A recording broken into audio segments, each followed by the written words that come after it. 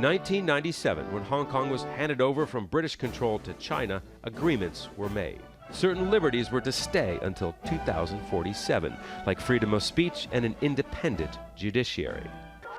But under President Xi Jinping, Beijing has rapidly exerted more mainland power over Hong Kong. A move to change the electoral system in 2014 brought thousands of students onto the streets in what became known as the Umbrella Movement.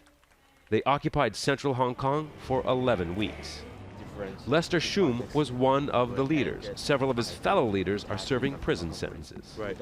Have you gone to visit them in jail? Or he's now an assistant to a pro-democracy member of the Legislative Council. With widespread public opposition to the government's push for a new law allowing extradition to mainland China, he says the current protests are very different to what happened 5 years ago. When we look at the Umbrella Movement, it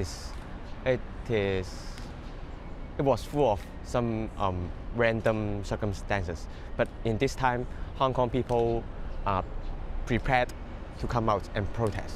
Hong Kong people are more prepared and determined than ever in any single point of Hong Kong history.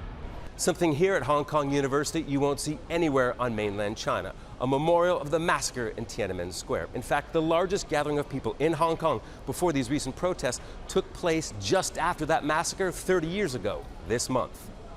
Kind of did point it out that historically, Hong Kong is known as a city of protesters. But many say this latest round has a specific goal, blocking the extradition bill. In this case, and even though the opposition to the extradition bill is about much more than just the bill, that is the clear target in many ways. So I think what's happening now is a little more focused.